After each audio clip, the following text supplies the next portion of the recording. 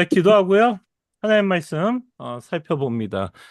참으로 고마우신 하나님 감사합니다. 오늘 주께서 함께 해주시고 주님의 은혜 가운데 또 하나님의 말씀을 배우고자 하는 마음 주심에 감사합니다. 주께서 오늘 함께 해주시고 주님의 은혜를 맛볼 수 있는 귀한 시간이 되기를 원합니다. 주님께서 함께 해주시고 우리의 마음을 붙잡아 주시고 또한 제자로 살아가는 삶이 어떤 것인지를 깨닫게 하여 주시옵소서. 주님께서 오늘 풍성한 은혜와 또 많은 도전을 주실 것을 믿고 예수님의 이름으로 기도합니다. 아멘. 자, 계속해서 우리는 제자에 대한 내용을 저희들이 좀 살펴보고 있는데요. 아마 오늘 제자에 대해서 저희들이 생각하면서 반드시 좀 생각해 보아야 하는 구절에 대해서 저희들이 생각해 보도록 하겠습니다. 우리가 너무나 잘 아는 구절이죠. 자기 부인과 십자가 지기. 예. 그래서 오늘 이 부분에 대해서 우리가 좀 생각을 해볼 텐데요. 마태복음 16장 24절에 보면 이에 예수께서 제자들에게 이르시되 누구든지 나를 따라오려거든 자기를 부인하고 자기 십자가를 지고 나를 따를 것이니라 라고 말씀하며 제자의 삶을 예수를 따르는 삶이다라고 우리가 생각해 본다면 예수는 제자로서 어떤 삶을 살아야 할지에 대해서 말씀합니다. 나를 따라오려거든, 좀 다르게 의역하자면 제자의 삶을 너희들이 살아가려면 뭐 하라고요? 자기를 부인하고 자기 십자가를 지고 예수 그리스도를 따라올 것을 말씀하고 있습니다. 그래서 오늘 본문을 통해서 자기를 부인하는 삶은 어떤 의미를 갖고 있고 십자가를 지고 살아가는 삶은 어떤 모습인지에 대해서 저희들이 생각해 보면서 계속해서 제자의 삶은 이렇게 좀 생각해 봤으면 합니다. 적극적이고 능동적으로 살아가는 삶을 저는 제자라 부르고 싶습니다. 적극적이고 능동적인 삶을 살아가는 모습을 저는 제자라고 말씀드리고 싶어요.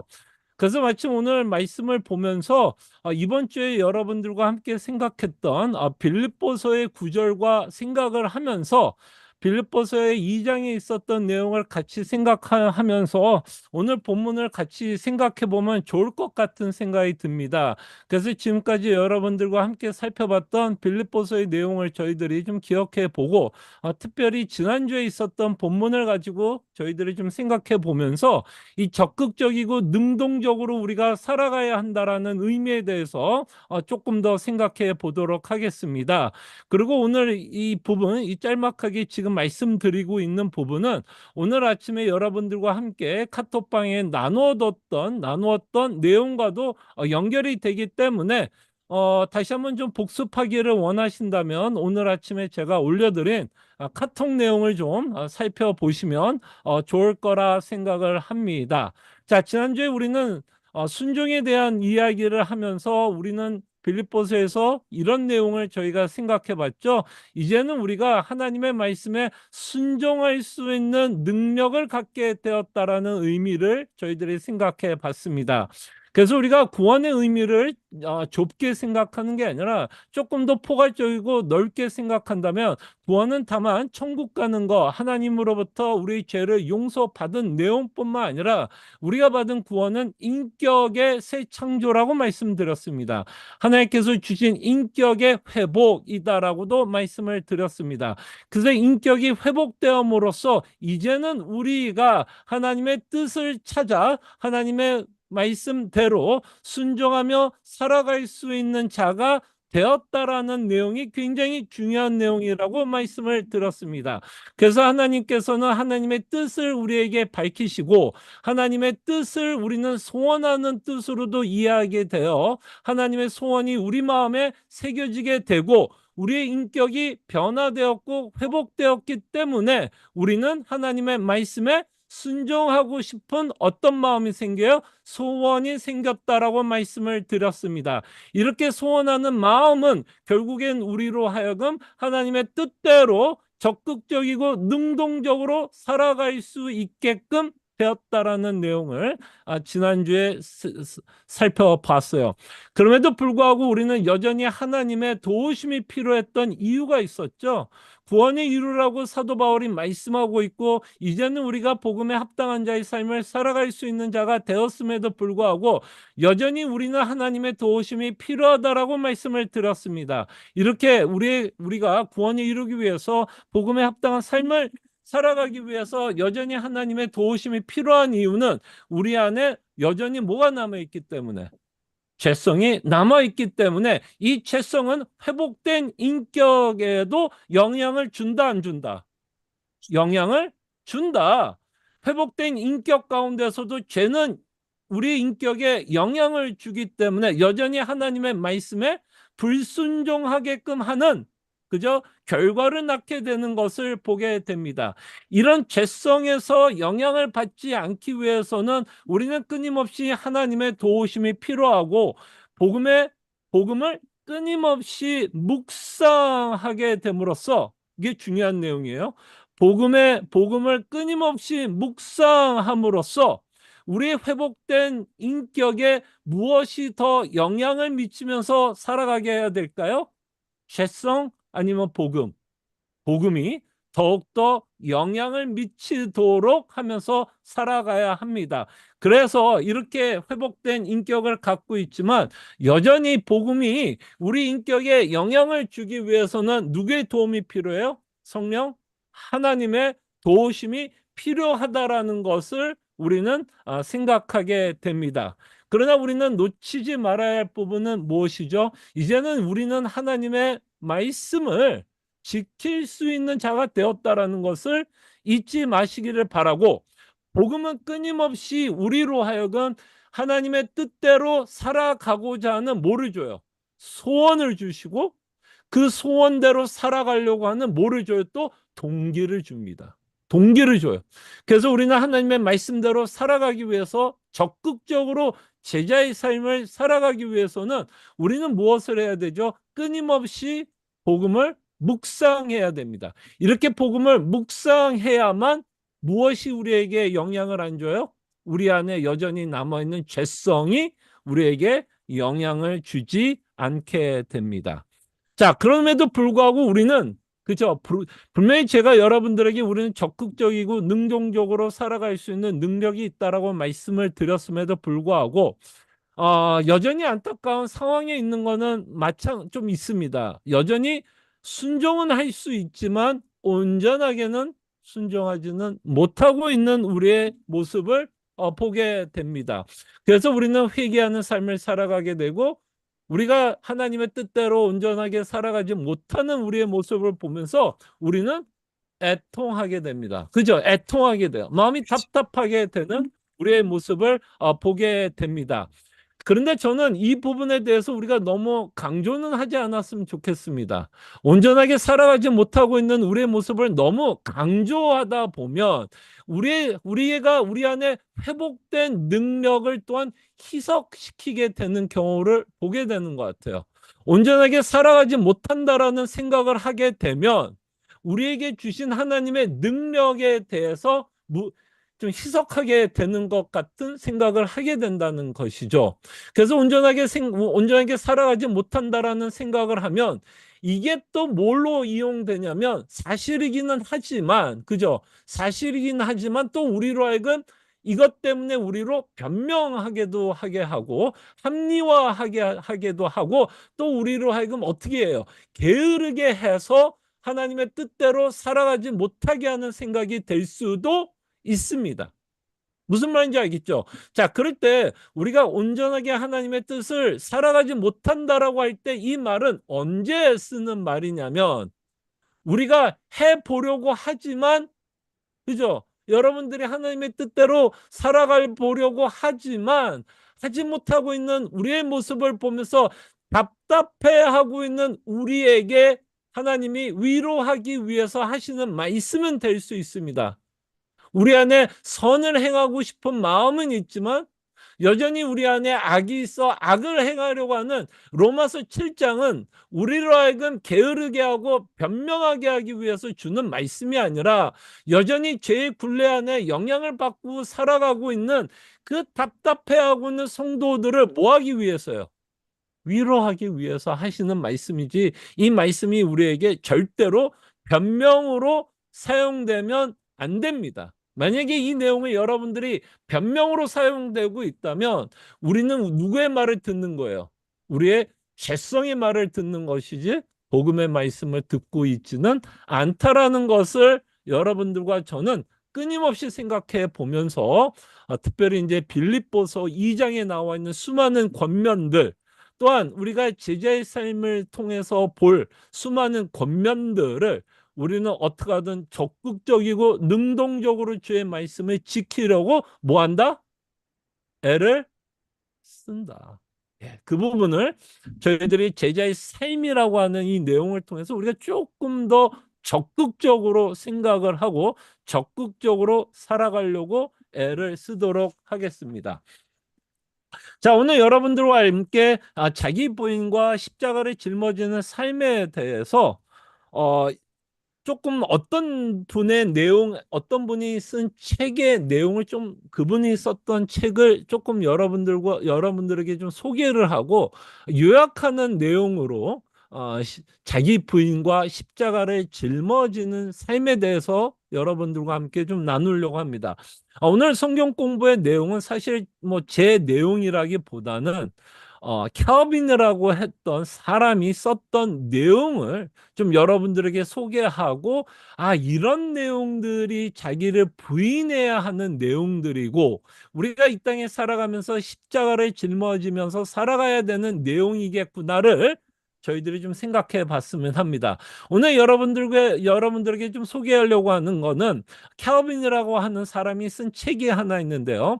기독교 강요라고 하는 책이 있습니다. 뭐 우리 가운데 이 책의 제목을 들어보신 분들도 있을 거고 이 책을 읽어보신 분들도 있을 거라고 생각합니다. 뭐 그건 중요하지 않습니다. 여러분들이 이 책의 제목을 들어보지 못해도 상관이 없고요. 읽어보지 않았어도 상관이 없습니다. 제가 여러분들에게 좀 이 내용을 좀 소개를 해 드리려고 합니다. 자, 그럴 때에 켈빈은 특별히 마태복음에 있었던, 제가 읽었던 16장 24절에 나왔던 자기 부인과 십자가를 짊어지는 삶을 어떤 큰 주제 아래에서 이 내용을 갖고 이야기하냐면 그리스도의 삶에 관한 내용에서 이 부분을 다루고 있습니다. 그죠? 그래서 결국 켈빈은 이 삶은 그리스도인이라면 마땅히 살아야 하는 내용이다라고 말씀을 하는 거죠. 그럴 때 이것은 다만 성도가 살아가야 되는, 그리스도인이 살아가야 하는 삶을 말하는 것뿐만 아니라 우리가 생각하고 있는 주제 중에 하나인 제자로서의 삶도 우리는 생각해 볼 수 있다라는 것이죠. 자, 그럴 때 켈빈은 기독교 강요에서 자기 부인에 대한 내용을 두 가지를 나눠서 이야기를 합니다. 제가 여러분들에게 좀 이것을 소개하고 싶은 내용은 너무 좀 우리에게 구체적이고 조금 더 현실적으로 우리가 좀 고민할 수 있는 부분이 있어서 여러분들에게 좀 소개를 하려고 합니다. 그때 켈빈은 그러니까 우리가 자기를 부인을 해야 한다고 이야기를 하면서 두 가지의 내용을 부인하면서 살아가야 한다라고 말씀을 합니다. 자, 두 가지의 내용이 뭐냐면, 요거는 조금 이따가 읽어드리고요. 두 가지를 부인해야 된다고 말씀합니다. 하나님을 향한 자기 부인. 하나님을 향한 자기 부인. 그러니까 하나님을 향해서 우리 자신에 대해서 부인해야 되는 것이 있고, 이웃을 향한 자기 부인이 있다라는 거예요. 예. 어, 아마 이 단어를 조금만 고민해 보면 이것이 어떤 의미를 갖고 있는지에 대해서 저희들이 좀 생각해 볼 수 있을 것 같아요. 자, 하나님을 향해서 우리가 부인해야 될 내용이 있고, 이웃을 향해서도 내가 부인해야 되는 내용이 있는데, 이 내용에 대해서 켈빈은 어떤 식으로 정리하고 있는지를 잠깐 소개하도록 하겠습니다.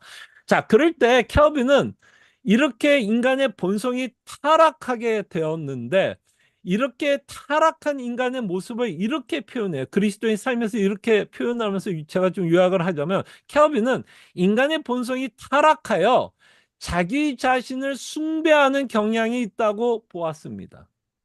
예, 자기 자신을 숭배, 자기 자신을 예배하는 경향이 있다고 보았습니다. 인간은 자신의 욕망, 명예, 이익을 추구하며 하나님의 뜻보다 자기 중심적인 삶을 살아간다라고 이야기를 합니다. 따라서 하나님을 사랑하고 이웃을 사랑하는 참된 삶을 살기 위해서는 먼저 이 뭐요? 자기 중심을 깨뜨려야 합니다. 이게 바로 켈빈이 말하려고 하는 뭐예요? 자기 부인이에요. 자기 부인은 뭐예요? 자기 중심성을 깨뜨리는 거예요. 자, 그럴 때 자기 중심성은 켈빈은 어떤 식으로 말해요? 윗부분에 보면 인간은 자신의 욕망, 명예, 이익을 추구하며 하나님의 뭐보다요?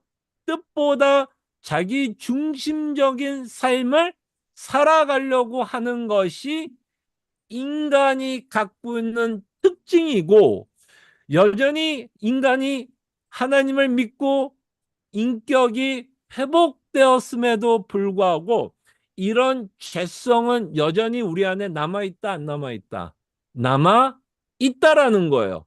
그죠? 그래서 이 죄성이 우리의 인격에 영향받지 않도록 우리는 끊임없이 빌립보서를 통해서 우리가 생각해 보려는 거 아니에요?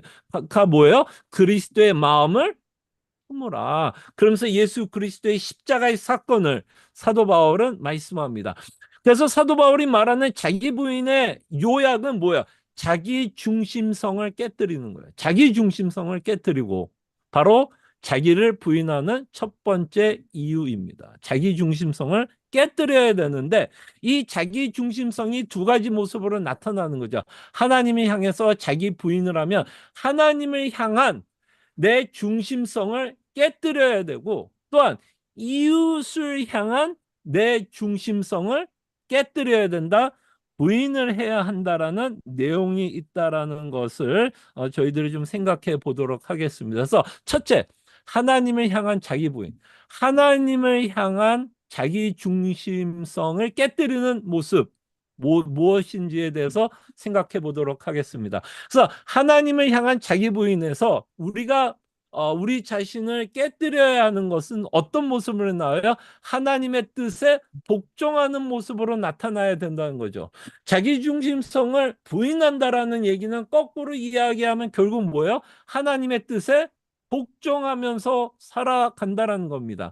그렇다면 하나님의 뜻에 복종한다라는 말은 어떤 말이에요? 자신의 계획이나 욕망이 아닌 하나님의 뜻과 섭리에 온전히 순종해야 합니다. 또한 예상치 못한 고난이나 실패를 겪을 때에도 하나님의 지혜를 인정하고 감사하는 태도가 필요합니다. 라는 식으로 우리는 이해할 수 있다는 겁니다. 그러면 이제 이 두 가지 문장을 저희들이 좀 생각해 볼게요.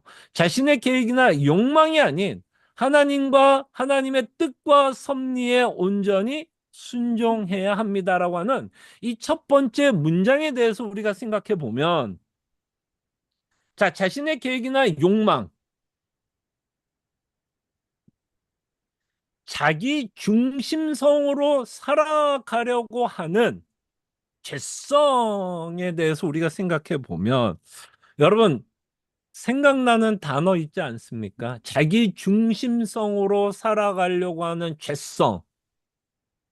자, 힌트. 빌립보서. 하나 모임. 아우, 이번 주 여러분 하나 모임을 통해서 함께 다루었던 질문 2번. 힌트 많이 줬습니다. 어떤 단어에 대해서 여러분 혹시 생각해 봤어요? 허? 영. 아유, 감사합니다. 허영.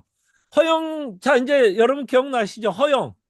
자, 이제 아마 이렇게 제가 힌트를 줬다면 이제 여러분 이제 기억할 거예요. 허영이 뭐죠?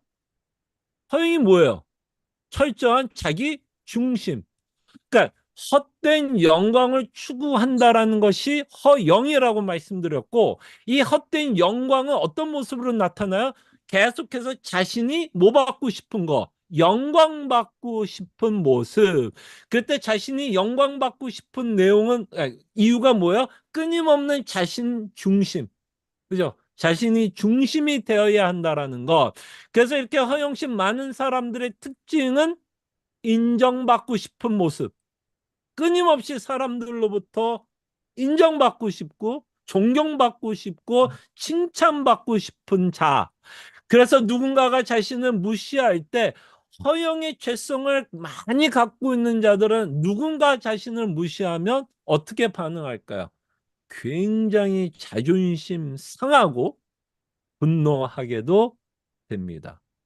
자, 이번 주에 저희 조회서는 이 하나 모임에서 이 허영이라고 하는 단어에 대해서 생각해 보면서 좀 어때요, 여러분? 좀 와 닿습니까? 허영.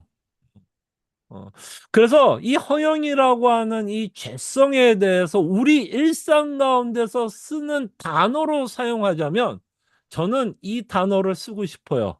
허영이라는 단어도 굉장히 어렵고 자기 중심성이라고 하는 말도 사실 조금 어렵죠. 좀 어떻게 보면 좀 맞는 것 같지만 참 와닿지 않죠. 그럴 때 진짜 그나마 조금 더 와닿을 수 있도록 제가 그 하나 모임 때 썼던 단어가 있습니다. 허영심이 강한 사람들이 나타내는 특징은 고집으로 나타납니다. 어때요, 여러분? 고집. 그랬더니 제가 고집이라는 단어를 썼더니 옆에 있는 사람이 뭐라고 단어를 붙였는지 알아요? 똥고집이라고 표현하더라고요. 똥고집. 예. 그래서 이 똥고집이라는 단어를 조금만 순화해서 이야기하면 고집, 불통. 여러분, 고집 센 사람의 특징이 뭐죠, 여러분? 여러분, 저 사람 진짜 고집 세네. 라고 이야기할 때, 여러분들은 어떤 사람들을 보면, 야, 저 사람 참 고집 세다라고 이야기해요. 보통 고집이 센 사람들이 어떤 특징을 갖고 있어요? 뭐예요? 자기 중심적인 사람 아니에요? 네, 자기 중심적이다 보니까 다른 사람들이 무슨 말을 해도 듣는다, 안 듣는다? 안 들어요. 그거를 우리는 고집. 그리고 여러분 어떤 자들은 또 고집이 세다 그래. 이기적인 사람. 저 사람 자기 뜻대로만 하네. 쟤는 자기 이익만 추구하네. 자기 유익만 추구하네. 라는 사람들 보면 저 사람 참 이기적이다라고도 표현할 수 있지만 야, 저 사람 참 고집 세네. 이렇게 표현하지 않아요? 그 고집 센 사람들의 특징이 뭐예요? 자기 중심적이에요. 자, 여러분, 자, 이제 자기 성찰하는, 자기 회개하는 시간을 갖죠. 여러분, 혹시 주변에 여러분들을 봤을 때, 좀 고집세다라는 말을 듣습니까? 고집세다. 당신은 너무 고집이 세. 그런 말을 혹시 여러분들이 들으면, 여러분들도 알게 모르게 어떤 죄를 짓고 있다라고도 생각해 볼 수 있을까요? 허영, 허영, 자기중심. 근데 여러분, 이렇게 고집이 센 사람들의 특징이 또 뭔지 알아요? 자기 중심성을 갖고 살아가는 자들의 특징은 뭐냐?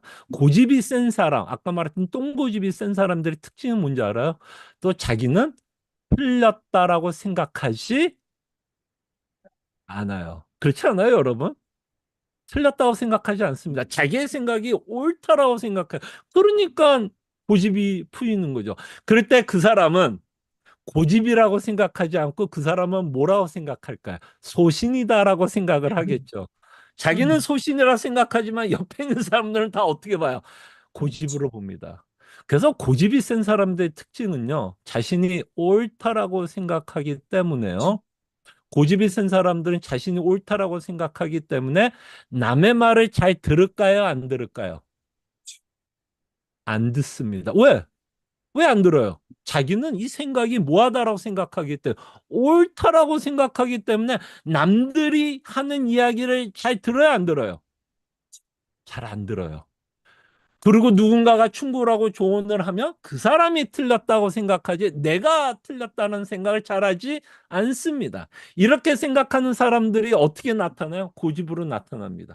그 다음에 또 하나의 고집이 센 사람들의 특징은 옆에서 조언을 하잖아요. 그죠? 충고를 하면 자기는 계속해서 옳다라고 생각을 하는데 옆에서 계속해서 당신은 틀렸다고 이야기하면 고집이 센 사람들은 어떻게 반응을 할까요? 보통 자기의 생각을 꺾을까요? 화를 낼까요? 어떻게 할 것 같아요? 화를 냅니다. 왜 화를 낼까요, 여러분? 왜 화를 내요? 아니, 나는 틀린 게 없는데, 그죠? 내가 틀린 게 없는데, 왜 당신은 나한테 이렇게 계속해서 틀렸다라고 이야기를 하느냐. 그래서 오히려 분노하고 화를 냅니다. 그래서 우리 가운데 분노가 많으신 분들, 남들이 이야기할 때 분노가 많은 분들은 좀 생각하셔야 돼요. 혹시 내가 허영의 죄를 짓고 있는지. 바리새인들이 그런 특징을 갖고 있지 않았나요? 예수님이 당신 독사의 자식이라고 이야기할 때 그들은 자신의 잘못을 비치도 않았고 오히려 예수에게 어떻게 했죠? 분노했습니다. 분노. 아, 고집. 아. 이것이 바로 허영의 죄입니다. 그러니까 이렇게 표현을 하면 아마 여기 계신 분들 피해갈 수 있는 사람이 있을까요? 여기 고집 없는 사람이 있어요? 아. 바로 없다라고 생각하는 그 사람이 아마 고집이 가장 셀 거예요. 어, 없다라고, 나는 아닐 거야. 바로 그자가 가장 고집이 세지 않을까. 그럴 때 정말 우리는 하나님을 향한 자기 부인은 어디에서부터 시작한다? 내 고집을 꺾는 데에서부터 시작한다. 그죠? 예, 예. 자신의 뜻이 아닌 하나님의 뜻에 맞추고 내 계획이 아닌 하나님의 계획에 맞추고 하나님의 뜻에 우리의 생각을 맞추면서 살아가려면 당연히 자기 부인이 있어야 되고 허영의 죄를 내려놔야 되고 내 고집을 피면 안 된다라는 것을 우리는 알아야 됩니다. 자, 그래서 자신의 계획이나 욕망이 아닌 하나님의 뜻을 끊임없이 우리는 찾아가야 되는 것이 자기 부인의 삶이다라는 것을 기억해 주시고요. 네, 요게 이제 잠시만요. 자, 요게 이제 우리가 좀 생각해 보려고 했던 내용이었고요. 허영 고집. 자, 그러면서 이제 켈빈이 이 말도 해요. 자기 부인. 예상치 못한 고난이나 실패를 겪을 때도 하나님의 지혜를 인정하고 감사하는 태도가 필요합니다. 자, 이게 왜 켈빈은 이거를 자기 부인이라고 이야기를 할까요, 여러분? 자기 부인. 자, 예상치 못한 고난이나 실패를 겪을 때 우리는 보통 어떻게 반응하죠, 여러분? 보통 여러분 안에 예상치 못한 고난과 그죠? 실패가 오게 되면 여러분들은 어떻게 반응해요? 첫 번째로 하나님 앞에 때로는 원망과 불평하지 않으세요? 어떠세요, 여러분? 자, 여러분들이 하나님 앞에 원망하고 불평하는 이유가 뭘까요? 그 이유는 다시 한번 뭐 때문에? 내 뜻대로 되지 않았기 때문에 불평하는 거 아닌가요? 물론 다른 이유도 있어요. 제가 너무 쉽게 얘기하는 걸 수도 있지만 우리가 예상치 못한 고난이나 실패를 겪을 때 우리가 불평하고 원망하는 이유가 있다면 내 뜻대로 되지 않을 경우여서 우리가 하나님 앞에 불평하고 원망할 때가 있다면 캬비는 뭐 하라는 거예요? 이거를 뭐 하라는 거죠? 부인하라는 거죠. 네, 부인하라는 거예요. 바로 이 내용을 지금 말씀하고 있는 겁니다. 뭘 부인해야 돼요?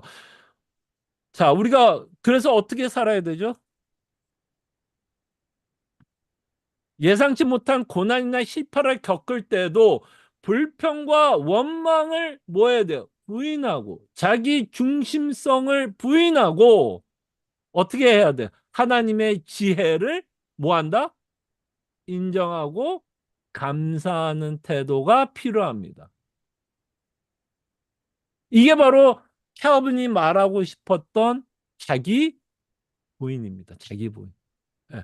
그래서 여러분들과 저는 예상치 못한 고난이나 실패를 겪을 때 우리는 무엇을 연습해야 돼요? 자기 부인을 연습해야 돼요. 내가 불평하고 원망하고 마음이 아파하고 하나님에 대한 그런 생각이 있다면 혹시 지금 내 중심적으로 또 생각하고 있는 부분은 없는지 그 부분에 대해서 우리는 뭐 해야 돼요? 자기 부인이 있어야 되고 자기 부인과 함께 이 고난 안에서도 하나님의 지혜가 있음을 인정하고 감사하는 태도를 갖고 살아가는 삶이 뭐다? 자기 부인의 삶이다라고 말씀을 합니다. 그 다음에 제가 켜빈을 그 그리스도의 삶에서 자기 삶에 대해서 그 자기 부인의 대목에서 제가 가장 좀 도전을 받았던 내용은 이 부분이었어요. 세상의 복을 부인하며 사는 삶. 아, 켈빈은 이렇게도 표현하 세상의 복을 부인하면서 사는 삶. 그러니까 우리는 계속해서 무엇을 복이라고 생각해요? 어때요, 여러분? 무엇이 우리에게 복이라고 생각할 때가 많죠? 세상이 말하는 복, 그죠? 건강, 재물, 자녀가 잘 되는 거, 내 계획대로 되는 것을 우리는 그것을 뭐라고 생각해요? 복이라고 생각하고 음, 그것으로 우리의 예자는 그것으로 만족하고 행복해하는 습관에 물들여 있었죠. 그죠? 그러나 우리가 이제 새로운 인격을 갖고 우리가 이제 회복된 것, 하나님이 주시는 복에 기뻐하고 만족하며 행복하게 살 수 있게 되었다라는 거 아니겠어요? 그렇다면 우리는 끊임없이 무엇을 부인하면서 살아야 될까요? 내가 그전에 추구했던 세상 복. 그래서 세상 복에 대한 만족이 아니라 이제는 그죠? 세상 복을 부인하는 것. 세상 복이 주는 만족과 기쁨과 행복을 우리는 뭐 해야 돼요? 끊임없이 부인하고 하나님이 주시는 복을 누리고 그것으로 행복하고 기뻐하면서 우리는 뭐 해야 돼요? 살아가야 합니다. 자, 그럴 때 성경에서 말하는 최고의 복은 뭘까요? 너무나 많은 복들이 있습니다. 하나님 믿으면서 너무너무나 많은 복이 있지만 첫째로 성경에서 말하는 가장 큰 복은 뭐예요? 구원의 복. 구원의 복. 그래서 우리의 인격에, 우리의 이성과 감정과 의지에는 이 새로운 복을 즐길 수 있도록 끊임없이 복음을 묵상하고 복음이 주는 참된 위로와 기쁨을 맛볼 수 있도록 우리는 끊임없이 뭐 해야 돼? 복음을 묵상해야 돼요. 복음이 뭐예요? 복된 소식. 그때 하나님이 주시는 우리에게 가장 큰 복은 예수 그리스도로 말미암아 받은 복. 에베소서의 말씀을 빌어서 이야기한다면 하늘의 신령한 복. 또 성경 구절 여러 군데를 보면 말씀하는 복 중에 하나님이 우리와 함께하는 복. 그러니까 잘 되고 안 되는 게 우리의 복이 아니라 잘 안 되는 상황 가운데서도 하나님이 나와 함께하고 있다는 걸 알면 그것도 복이고 잘 되는 상황 가운데서 우리가 하나님을 잊고 살아간다면 그거는 저주. 그죠? 그러니까 우리는 계속해서 우리가 부인해야 되는 거는 계속해서 상황과 환경 가운데만 감사하려고 하는 것을 부인해야 되는 것 같아요. 근데 우리는 너무 거기에 익숙하죠. 상황과 환경에 감사하고 기뻐하는 거에만 너무 익숙하다 보니까 하늘의 신령한 복에 대한 그 감사를 맛보는 데는 좀 미숙한 것 같아요.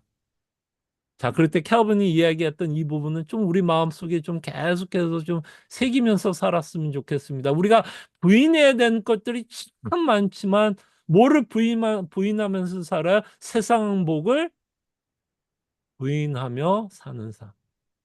그래서 하나님이 주신 복을 가장 귀하게 여기며 사는 삶. 이게 바로 캘빈이 말하고 싶었던 무슨 어떤 삶? 자기 부인의 삶이다라고 말씀을 하고 있습니다. 그래서 여러분 제가 이 내용들을 여러분들과 함께 나누면서 이제 여러분들이 한번 고민해 봤으면 좋겠어요. 과연 내가 부인하면서 살아가야 하는 내용은 어떤 내용들이 있을까? 과연 내 안에 고집 부리고 있는 건 뭐가 있을까? 내가 알게 모르게 허영의 죄를 짓고 있는 부분은 없을까? 하나님을 믿는다 그러고 하나님의 뜻을 안다고 하지만 여전히 내 뜻대로 내 중심적으로 이기적으로 살아가려고 하고 있는 내 모습은 어떤 모습이 있는지 그건 여러분들이 좀 고민해 줘야 될 것 같아요. 왜냐면 여러분과 제가 다를 거 아니에요. 제가 제 중심적으로 살아가는 모습과 여러분들이 살아가는 중심적인 모습은 다를 거 아니에요. 그리고 여러분들이 말하는 세상 복과 제가 말하는 세상 복은 또 다를 수 있잖아요. 그렇잖아요. 그죠? 그러니까 그 부분은 여러분들이 좀 고민해 줬으면 좋겠어요. 과연 여러분들의 삶 가운데서 생각하는 행복은 뭔지. 무엇이 여러분들을 만족시키는지. 그거를 알아야 뭘 할 수 있어요. 부인할 수 있잖아요.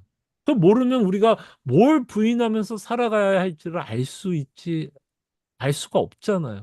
그러니까 이 부분은 제가 여러분들에게 아마 해줄 수 있는 부분은 원리를 계속해서 가르쳐 주고 이 원리가 우리의 인생 가운데서 어떻게 적용되어야 할지는 제가 최선을 다해서 여러분들에게도 좀 설명을 해 주려고 애를 씁니다만 뭐 아까 같이 고집이라고 하는 단어를 통해서 그런 부분이 허용이겠다라고 하는 어떤 적용점을 줄 수 있지만 결국에는 여러분 인생 가운데서 내가 어떤 모습으로 고집을 피우고 있는지는 제가 여러분들에게 말해줄 수는 없을 것 같아요. 그건 여러분들이 정말 하나님과 씨름하고 말씀을 씨름하면서 여러분들의 삶에 끊임없이 성찰하고 회개하고 돌아보면서 이런 부분이 내가 고집을 피우고 있는 부분이 이런 부분이었구나라는 것은 여러분들이 애를 써야 되는 부분이고 세상 복에서도 마찬가지가 아닐까 싶어요. 어떤 분들은 저한테 얘기합니다. 목사님, 저는 돈 우상 아닌데요. 그래요. 그럴 수 있죠. 돈이 우상이 아닐 수도 있죠. 그죠? 왜냐면 제가 우상에 대해서 이야기할 때는 보통 두 가지를 언제나 예를 들죠. 돈일 수도 있고 자녀일 수도 있다. 근데 여러분들이 저한테 와서 목사님, 저는 돈 별로 우상 아니고 자녀 우상 아닐 수 있어요. 맞아요. 아닐 수 있어요. 그렇다고 여러분들이 우상이 없는 건 아니에요.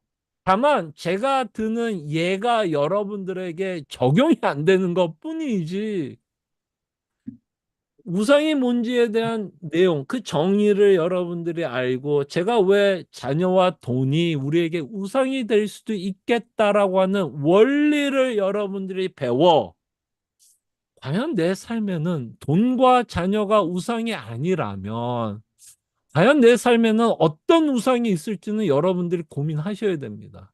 그래서 가끔 제가 이제 안타까운 부분은 그런 거예요. 목사님, 저는 돈과 자녀가 우상이 아닌데요라고 얘기하면 좀 이렇게 들려요. 마치 그분은 나는 우상이 없는 것처럼 이야기하는 것처럼 들려서. 모르겠습니다. 그런 의미로 저한테 얘기 안 했다면은 여러분들에게 죄송하지만 마치 제가 드는 예가 여러분들에게 적용이 안 되기 때문에 없다라고 생각하면 여러분들은 뭐 하는 거예요? 여러분 스스로를 또 속이는 거예요. 예. 비록 제가 최선을 다해서 예를 들어주려고 애를 쓰겠고 어떻게 하면 좀 적용을 할 수 있을까를 하겠지만 여기 계신 모든 분들에게 적용이 될 수 있는 예를 들 수는 없을 것 같아요. 그죠? 그때 이제는 그 원리, 지금 이 내용을 가지고 이제 여러분들이 매일매일 뭐 하셔야 돼요? 실험하셔야 돼요. 도대체 내 안에 어떤 고집이 있는지, 그래서 어떤 허영의 죄. 예. 예, 너무 반복하는 것 같아서 죄송합니다. 어쨌든 여러분들이 씨름해 달라는 거, 여러분들이 씨름을 해 달라는 말을 여러분에게 합니다. 자, 음, 자 그러면서 이제 요 부분을 조금 요약하자면 이제 이런 식으로 아, 요거로 넘어갈게요. 둘째로 넘어갈게요. 자, 그렇다면 이웃을 향한 자기 부인은 뭘까요? 이웃을 향한 자기 부인. 스카브는 자기 부인을 하면 하나님을 향한 부인에 대해서만 이야기할 것 같은데 저는 이것도 엄청난 인사이트인 것 같아요. 우리는 하나님을 향해서 내가 부인해야 되는 것들도 있지만 이웃을 향해서도 부인해야 되는 것들이 있는 것 같아요. 그럴 때 사도래요, 계속. calvin이 이런 식으로 해요. 이웃을 향한 자기 부인을 이웃의 유익을 먼저 생각하는 것. 시라고 표현을 했어요. 그럴 때 우리는 언제나 뭐를 먼저 생각해요? 자기 중심적으로 살아가기 때문에 이웃을 먼저 생각하기보다는 언제나 누구를 먼저 생각해요? 나를 먼저 생각할 수밖에 없는 것 같아요. 그럴 때 자기 중심성은 이웃을 향해서도 계속해서 우리는 생각해 봐야 돼요.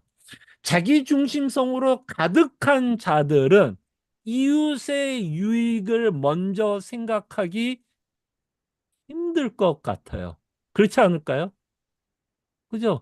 자기 중심적으로 살아가는 사람들은 이웃의 유익을 생각한다라는 것은 굉장히 힘들 것 같아요. 그래서 캘빈은 이웃을 생각해야 된다는 것을 강조합니다. 그럴 때 우리가 이웃을 향해서도 우리가 생각해 보면 자기 중심성에서 벗어나야 한다라는 것을 우리는 생각해 볼 때 결국 이 내용을 빌립보서에서 사용하고 있는 단어로 표현한다면 뭘까요? 이웃을 먼저 생각하는 그 마음을 사도 바울은 어떤 단어로 표현했어요? 기억나시죠? 자, 허영이라는 단어와 함께 사도 겸손, 바울은 우리는 허영과 다툼으로 살지 말고 어떤 삶? 겸손, 겸손. 맞아요. 겸손. 그 겸손이 뭐였어요? 나를 남보다 더 낮게 여기고 더 높이 여겨주고 나를 섬기듯 나를 사랑하듯 누구를 사랑해 달라고 누구를 섬기라고 남을 섬길 것을 말합니다. 자, 그러기 위해서는 어떤 일이 벌어져야 돼요? 자기 부인. 끊임없이 내 중심에서 벗어나야 하는 자기 부인이 있을 때 이웃을 향해 겸손한 자로 뭐 할 수 있다? 살아갈 수 있다라는 겁니다.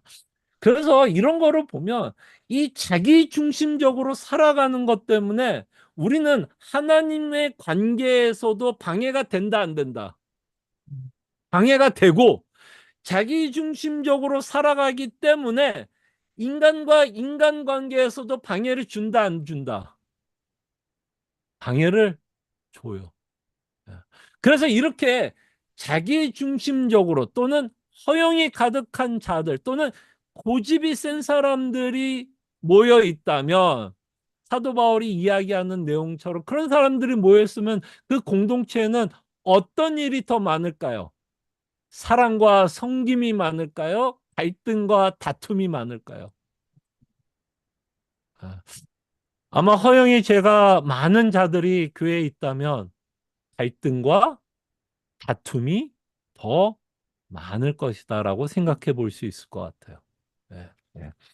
자, 그래서 우리는 다시 한번 이 자기 부인에 대해서 이런 부분에 대해서 우리가 깊게 좀 고민해 보고 성찰해 보고 회개할 수 있지 않나 생각을 해 봅니다.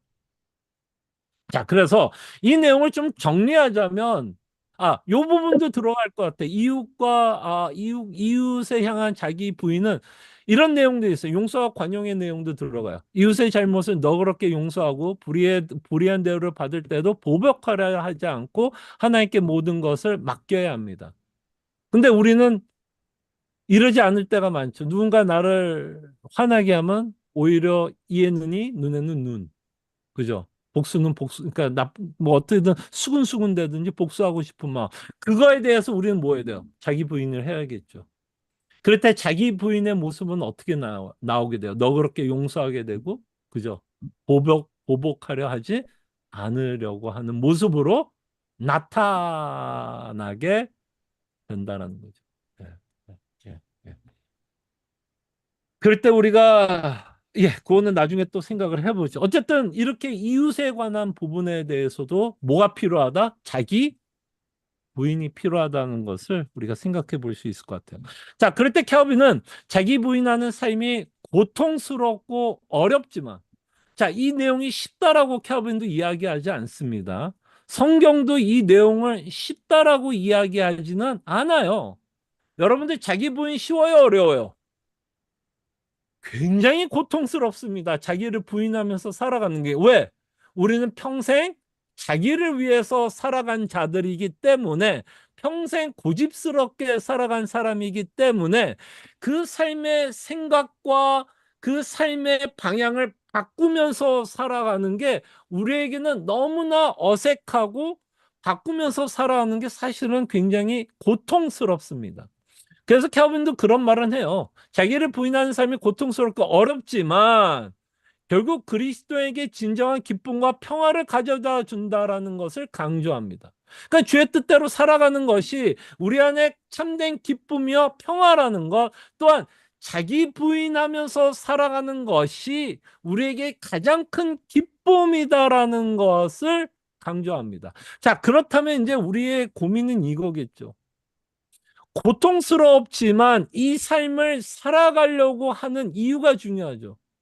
그 이유는 뭐예요? 이렇게 살 때에도 기쁨이 있다라는 것을 여러분들이 맛봐야 돼요. 자, 이 부분에 대해서는 우리는 이 제자의 삶을 살아가면서도 우리는 계속해서 고민할 겁니다. 자, 이렇게 사는 삶이 고통스러운데 이 고통스러우면서도 이렇게 살아가려고 하는 뭐가 있어야 이 삶을 살까요? 기쁨이 있어야 되고 만족이 있어야 이 삶을 살아가게 됩니다. 그래서 우리가 켈빈이 말한 것처럼 이렇게 살아갈 때 뭐가 있다는 것을 알아야 되냐면 만족이 있다는 걸 알아야 돼. 우리가 자기 자신을 내려놓을 때 비로소 그리스도의 십자가를 따르게 되고, 예, 이 십자가의 길을 통해 뭐를 만족을 얻는다는 것입니다.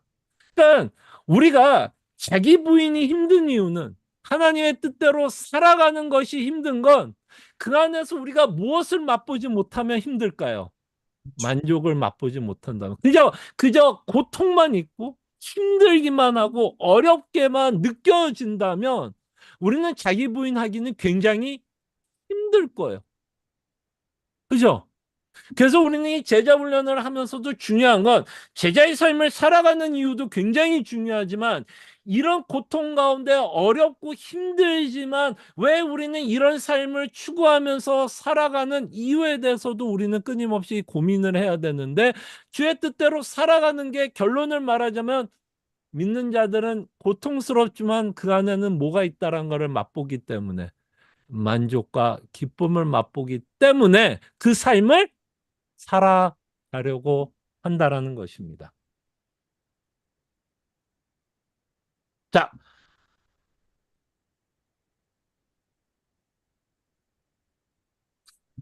자, 요약하자면 켈빈에게 자기를 부인한다는 것은 자기 자신을 왕자에서 끌어내리고 근데 이 자기 자신을 왕자에서 끌어내리는 이 과정이 우리로서는 뭐하다는 거예요? 상당히 고통스럽다라는 거예요. 예. 끌어내리고 하나님을 그 자리에 모시는 것입니다. 이는 그리스도인의 모든 삶의 영역에서 반드시 실천해야 할 근본적인 원리가 됩니다. 이게 뭐예요? 결국 자기 부인인데 자기를 부인하는 삶에 대해서 뭐가 따라와요? 고통이 수반된다라는 거예요.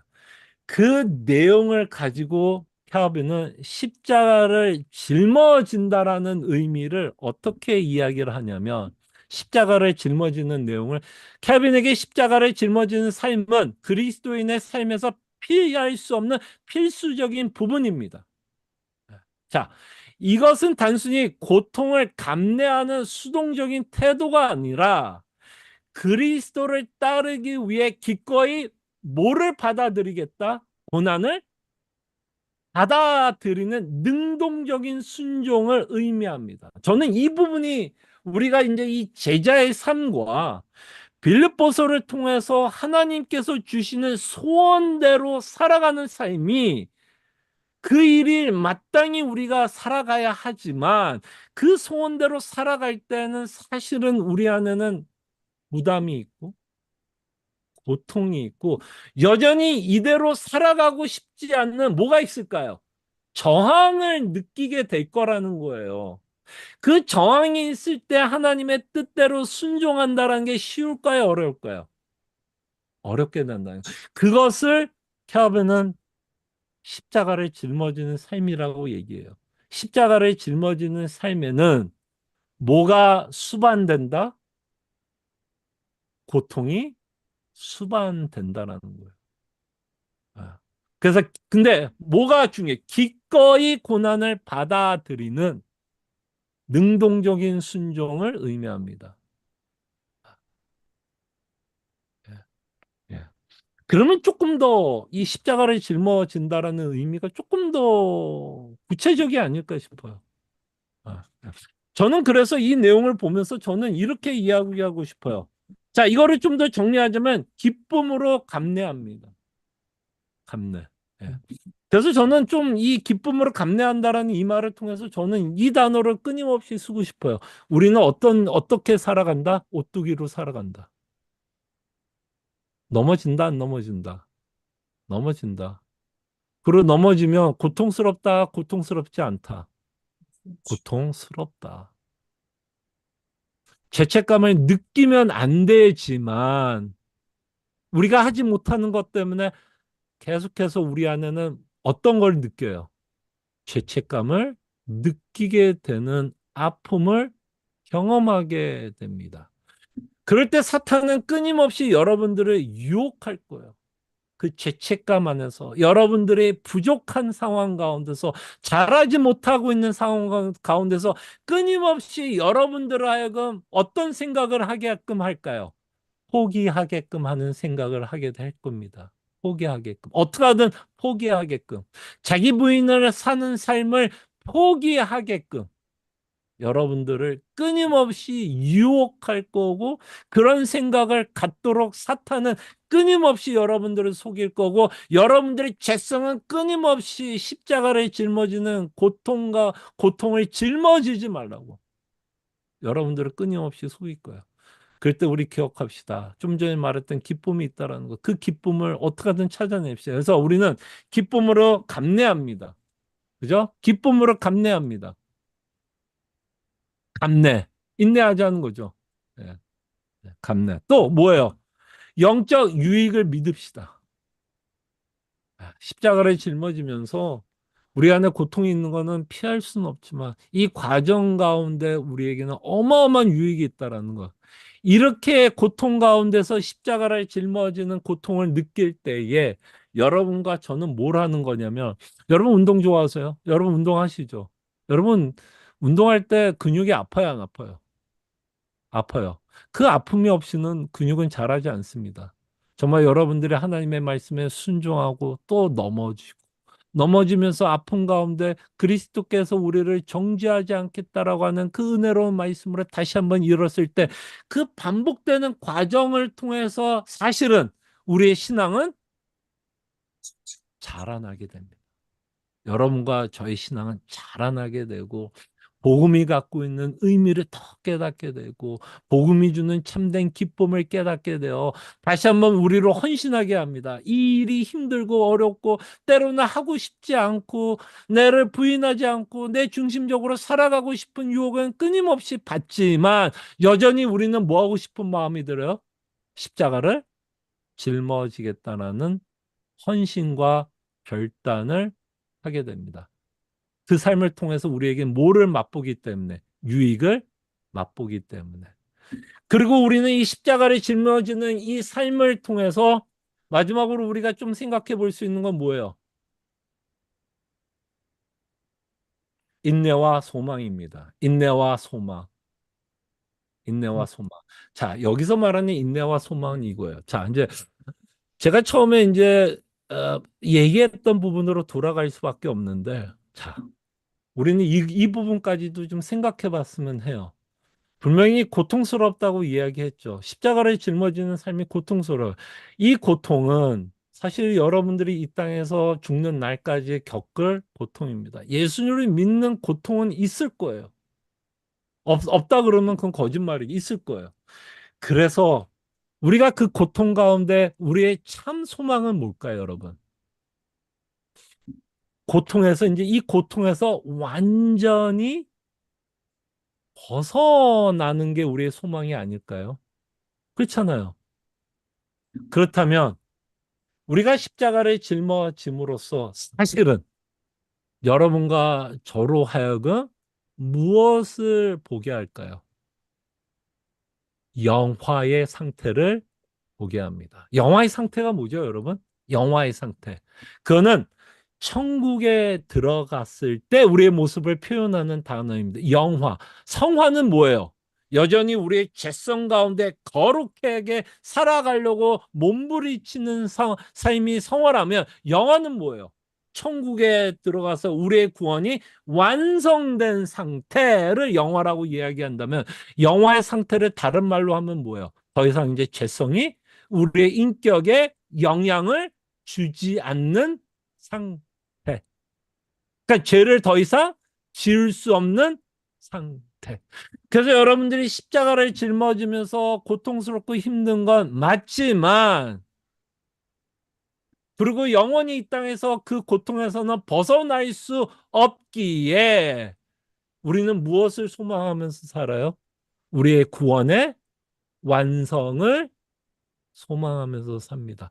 더 이상 자기를 부인하고 십자가를 짊어질 필요가 없는 상태를 뭐예요? 소망하면서 살아갑니다. 그래서 자기 부인과 십자가를 짊어진다라는 이 내용 가운데는 다만 우리는 이 땅에 살아가는 삶만을 보는 게 아니라 이제 믿음의 관점, 지금까지 말했던 것도 다 믿음의 관점으로 가능한 이야기겠지만 믿음의 관점을 가지고 우리는 어디까지 봐요? 종말, 종말. 예. 그러기에 우리는 고통스럽지만 우리에게는 여전히 뭐가 있어요? 기대와 소망이 있습니다. 기대와 소망. 네, 그렇다면 우리는 끊임없이 오뚜기로 살아갈 수 있을 거라 생각을 해 봅니다. 자, 오늘은 성경 공부 이렇게 마치고요. 계속해서 여러분들에게 말씀드린 것처럼 기도 제목도 나누지만 이 기도 제목이 결국에는 우리의 삶 속에서 적용해 봤으면 합니다. 이 기도의 제목들이 우리 삶 속에서 정말 녹아져서 나올 수 있도록 정말 내 자신이 적극적으로 능동적으로 이 삶을 살아갈 수 있도록 우리가 함께 몇 가지 기도 제목을 가지고 생각해 봤으면 합니다. 고집을 부인하며 삽니다. 그죠? 허영을 부인하며 삽니다. 이웃을 사랑하며 삽니다. 자기 중심에서 이웃 사랑으로 넘어갑니다. 그죠? 이웃을 사랑하면서 삽니다. 십자가를 짊어지는 고통 가운데서도 지치지 않고 포기하지 않도록 우리는 기도합니다. 정말 기도할 수밖에 없겠죠. 이 고통과 이거를 어떻게 우리 힘으로 감당할 수 있겠어요. 그래서 결국에는 끊임없이 복음이 주는 위로 가운데 정말 참된 제자로서 성도로서 우리가 살아갔으면 합니다. 자, 기도 제목들 우리 정말 기억하면서 이 시간 정말 하나님을 의지하고 정말 하나님께서 우리를 도와달라는 의미에서 우리가 함께 기도했으면 합니다. 기도하죠.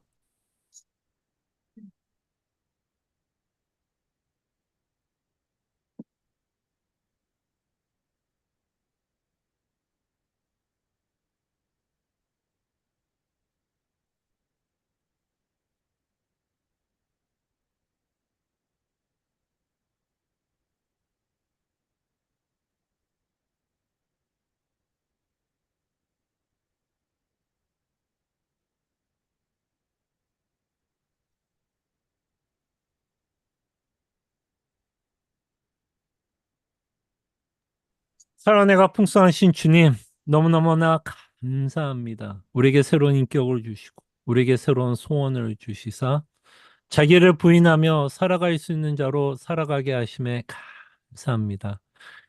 그러나 자기를 부인하는 이 삶이 때로는 너무 고통스럽습니다. 주의 뜻대로 살아가고 싶지 않는 마음도 있습니다. 여전히 자기 중심적으로 고집을 부리며 살아가려고 하는 우리의 모습이 있어 자기를 부인한다라는 것이 너무너무나 힘들고 너무나 고통스럽고 아프게도 여겨집니다. 그런 의미에서 우리는 십자가를 짊어지면서 매일 살아갑니다. 그러나 우리는 기쁨으로 이 고난에 동참케 하여 주시옵소서.